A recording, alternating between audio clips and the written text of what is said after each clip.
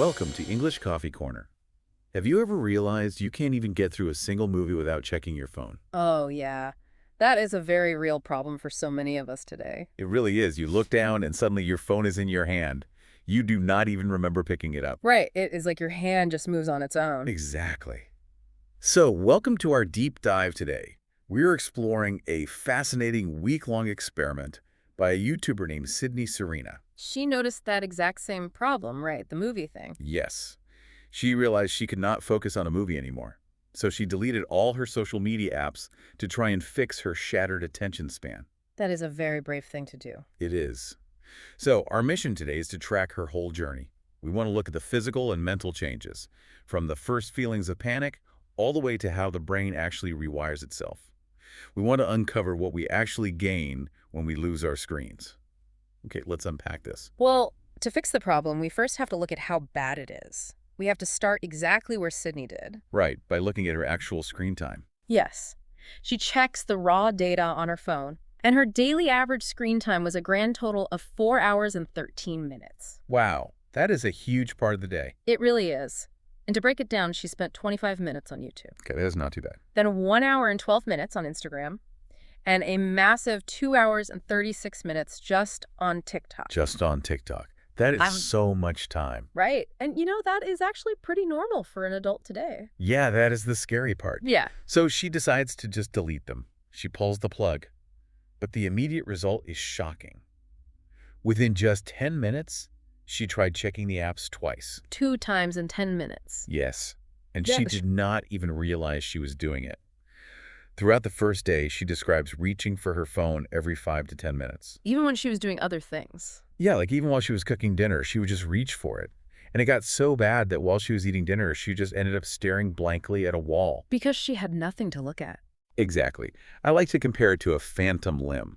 Mm. You know, when someone loses an arm, but they still feel it. It feels like our brains have mapped the phone as a physical part of our hands. Oh, that is a great way to describe it. Right. So I have to ask, are we actually addicted to the videos or just to the physical muscle memory of holding the phone? Well, what's fascinating here is the difference between making a choice and having a subconscious habit. What do you mean? I mean, your brain wants constant stimulation. Right. These apps give us a lot of dopamine, the feel-good chemical in the brain.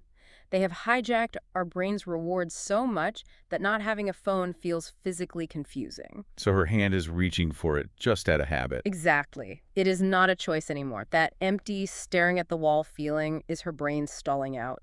It is waiting for the reward, and the reward is gone. And the brain really hates that feeling, and it hates being confused and bored. So it immediately looks for a loophole. Right, a way to cheat the system. Yes. And that leads into how Sydney handled the second and third days of her experiment. She starts doing what we can call the substitution trap. That is very common. When trying to quit something, you try to replace it. Yeah, so she realizes she is cutting corners. She is constantly playing podcasts and music to fill the quiet room. Because the silence is too loud, in a way. Exactly. But she is very smart. She realizes this defeats the whole purpose of the cleanse. She's just trading one noise for another. So she forces herself to sit in true silence. That must have been difficult. What does she do instead? She decided to journal. She made a daily to-do list on actual paper. And she made a physical mood board for her jewelry brand. Oh, a real craft project. Yeah. She even lost an earring while doing it. But she joked that it was for the greater good of the board. That is funny. It is good she found a physical activity. But the silence really hit her hard when she went out. She went to New York Fashion Week. She saw this beautiful show by a brand called Syncept. It even had a live kids choir. Wow, that sounds amazing. It does. But instead of just enjoying it, she felt awful. She realized she had intense social anxiety. She said she felt this way because she no longer had her phone to use as a crutch. Ah, yes. The digital pacifier. Right. But I want to push back on her a little bit here. Wait, is listening to music really a fail? Or is it just a bridge for a brain that is changing? And also, we all use our phones as social armor, right? So we do not look awkward standing alone. That is true, we do. But this raises an important question. How much of our screen time is not actually for fun? How much of it is just emotional avoidance? Like hiding from our feelings. Yes. When you remove the phone, you are forced to be entirely present with your own social discomfort. You have to just sit there and feel awkward. And facing that discomfort head on is tough. It inevitably leads to a breaking point. For Sydney, she called it her crash out. But pushing through that exact wall is where the biological shift finally happens. You have to hit the wall before you can climb over it. Yeah, and the peak of her withdrawal was this intense 2-day crash out. She was highly irritable. She was annoyed by everything. Because the brain is fighting for its old habits. Yes, she desperately wanted to scroll TikTok before bed to calm down. And it affected her work, too. She had a brand deal she had to post for her job. Oh, right. Social media is her actual job. Right. But she refused to log in. She was so stressed out that she actually texted her manager her password. She had the manager post it for her. Wow. That shows how deep the stress goes. But here's where it gets really interesting. By day 6, a massive shift occurs. She wakes up with zero desire to check her phone. Completely zero. Yes, none at all. She notices her nervous system is finally regulating itself. Her overwhelming daily stress just vanished. Because she is no longer in that constant content mode. Exactly. And she got to celebrate Valentine's Day feeling this way. She got flowers from her mom. She went ice skating in Central Park with her boyfriend. She was completely in the moment. That sounds like a perfect day. It was. She even went to a coffee shop called Black Seed Bagels. They messed up her sesame seed bagel order, but she was so calm and present, she still rated it an 8.2. That is a sign of true inner peace. I know, right? And she successfully read her book. The book is called My Year of Rest and Relaxation. She read it for 45 minutes straight without a single distraction. Well, that is a very fitting book title for what her brain was doing. Right. It reminds me of the intense sugar withdrawal you get when starting a new diet. At first you feel awful. You would do anything for candy. The lack of sugar feels terrible. Yes, the body crashes. But then suddenly an apple tastes so sweet. The absence of the phone stopped being a dark void. It became newly discovered time and peace. That is a great comparison. Your dopamine receptors are resetting. When you watch TikTok all day, your brain turns down its sensitivity.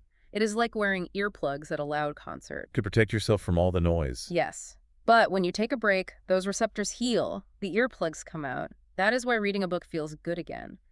If we connect this to the bigger picture, the real reward here is not just getting 4 hours back, it is the physical recovery of the attention span. And the ultimate proof that her attention span healed came at the very end of the week.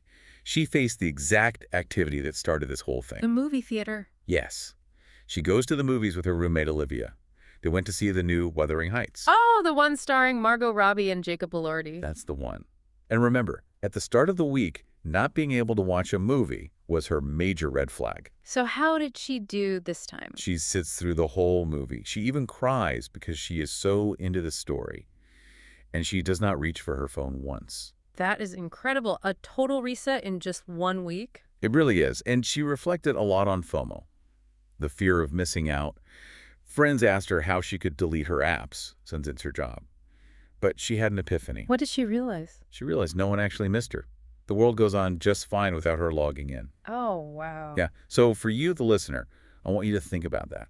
Think about the slight ego hit of realizing the internet does not actually miss you when you are gone. It is a little sad, but also very true. Yeah, but how liberating is that realization? It is truly freeing. Exactly. The goal of this experiment is not to quit forever. Sydney plans to just take more days off in the future. The goal is shifting the power dynamic. Moving the power back to yourself. Yes. So the phone goes from being a master that controls you to just a simple tool you can choose to put down. So what does this all mean? The initial withdrawal is a very real physical hurdle. We use the phone as our emotional crutch. But if you can push past the 3-day mark, you can literally rewire your focus. You can drop your stress levels and get your life back. Exactly. So as we wrap up, we want to give you something to think about. Yes. If you deleted your top 3 apps right now, what uncomfortable thoughts or feelings would you suddenly have to sit with in the silence? What is your screen time actually protecting you from today? That is such a powerful thought to end on. Thank you all for joining us on this deep dive here at English Coffee Corner. We hope you enjoyed learning and practicing with us. Please make sure to subscribe and like our videos for more. We will see you next time.